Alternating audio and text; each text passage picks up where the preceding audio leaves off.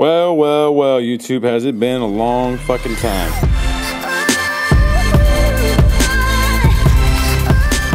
I'm busy and then start having hella fun and doing other shit and don't have like the content I want to push out. I know you guys just say push out daily videos.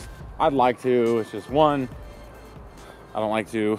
Two, I like having cool shit to edit and sit through and stuff. And it's kind of hard sitting at the computer and not being able to create or coming up with new ideas, like innovative shit to do. So that kind of like eats at me.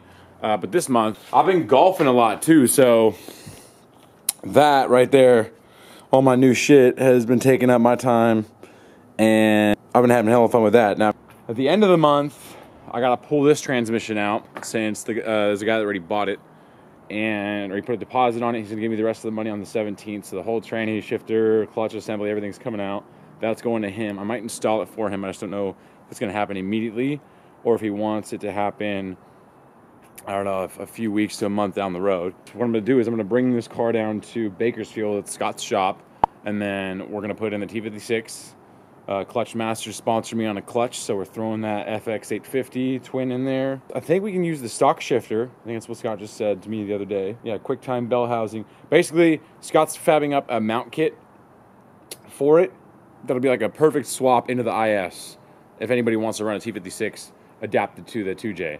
And that means all those CD009 owners can eat a dick, because you can spend $1,000 to like $1,300 more dollars and get a T56 fully swapped into your car and be done with it. Granted, you can do the work. If you don't do the work, then obviously labor costs are going to eat you up, but it's not that much more. I think my entire R154 setup cost me like around $3,500 or something like that, whereas T56 is only costing me about like $5,000, $5,500 max. I think it's like $2,000 more. We can make like 3 or 4 videos at his shop on top of the other stuff that we can film there and work on. We got to wire in the LQ9s. We can probably show a little video stuff on that. We can throw it on the dyno and retune or just finish tuning it.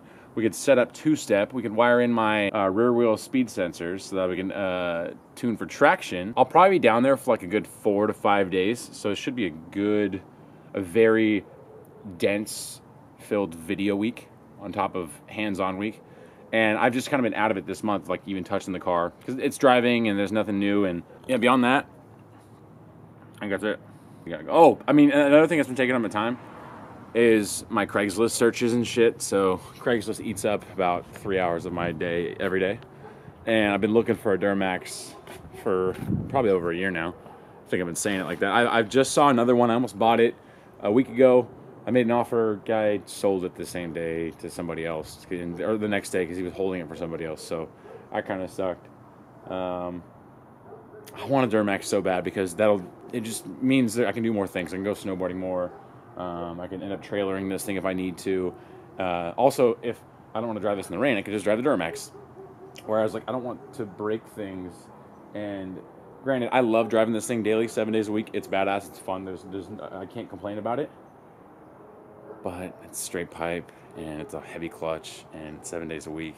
And I know I'm being a bitch about it, but it's like, sometimes you just want to drive something a little bit more comfortable.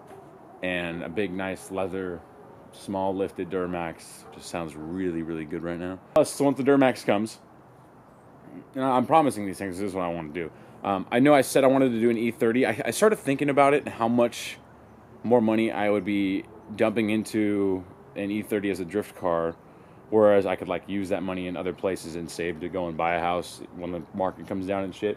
So I'm trying to be smart with my money, and I know if I'm going to build a drift car, I know I'm going to bash the shit out of it. I don't want to spend like 10 grand on a drift car. Well, there's 2 other options. There's going back to the FC and putting a 1JZ in it, or there's getting a Cressida and throwing a 1JZ in that, and then just maybe getting a small single and drifting at like 350, 400 horse, which is probably better for me to learn how to drift on something like that, to learn how to really maneuver the car without being overpowered. Now, I could learn on this, and I could be fine. Everybody says, oh no, it's too much power to learn on. It's not. It really isn't. I can change my maps, too. I can punch it down to the 91 map that only makes like a little over 420 or 430.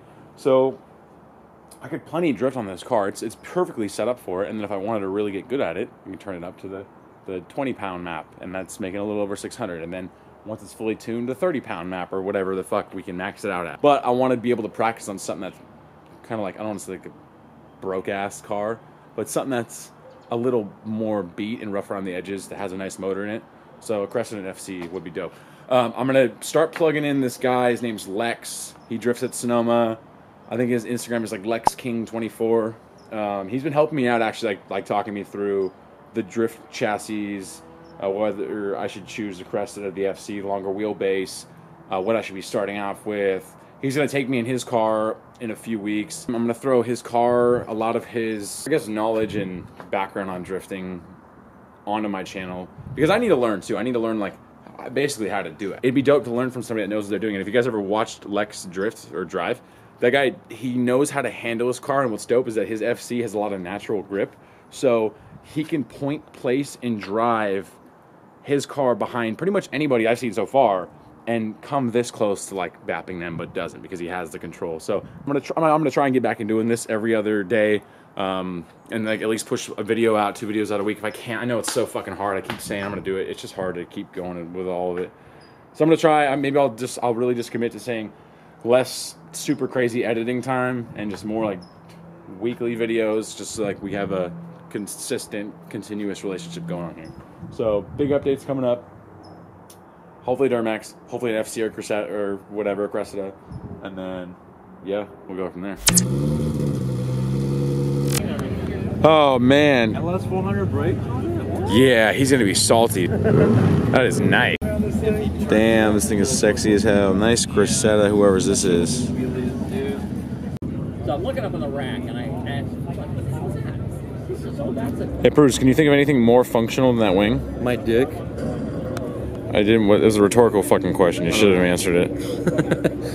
It's got a second generation Celica Supra with a fucking 2J swapped in there and a Precision 6.2 series. Looks like. God damn it, this is pretty fucking clean. You know, now I know why Pruz doesn't want to go in on a shop with me, and it's because no matter how many times we clean his garage the same year, he still manages to pile in all this bullshit. Like, what the fuck? What do you even have in here, bro?